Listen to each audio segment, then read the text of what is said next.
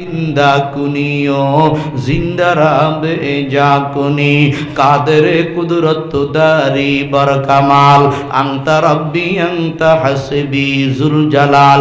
আমার মুসলমান ভাইয়েরা ইউসুফ আলাইহিস সালামের মতো, হযরত ইউসুফ আলাইহিস সালামের মতো যাদেরকে সুন্দরী নারীরা ডাকবে আর তারা বলবে আমি এই কাজ করতে পারবো না, আমি আল্লাহকে ভয় করি বাবা।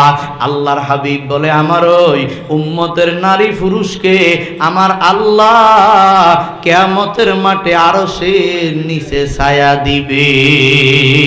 সুবহানাল্লাহ বলেন। আমার মুসলমান ভাইয়েরা, এবার হযরতে ইমাম শাফি রহমতুল্লাহ আলাই ওই বিচারপতিকে বলে তোমার জীবনে এমন কোন ঘটনা ঘটছে কিনা যে শুধু কার ভয়ে বলেন আল্লাহর ভয়ে গুনাহ করার সুযোগ ছিল তুমি করে নাই? বলে হুজুর এমন একটা ঘটনা ঘটছে। কয় খুইলা বলো।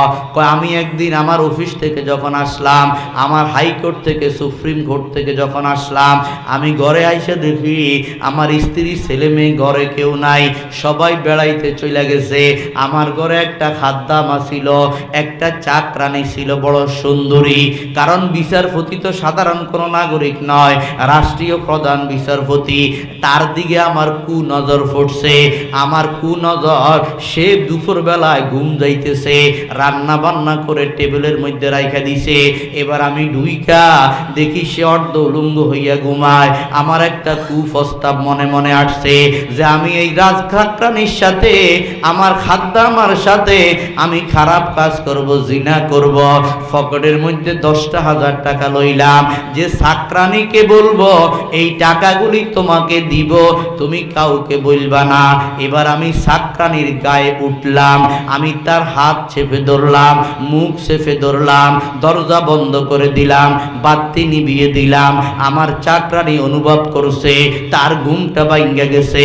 সে ভাবছে যে আমার মনিব, আমার ঘরের কর্তা আমার সাথে খারাপ কাজ করার জন্য আমার গায়ের উপরে উঠছে। ওই চাকরানিটা তখন বলল, হে আমার মালিক, হে দেশের বিচারপতি, তোমার বিবি না ঘরে নাই, তোমার ছেলে মেয়ে না ঘরে নাই, অন্য কোন মানুষ ঘরে নাই, কিন্তু ফাআইনাল্লাহ।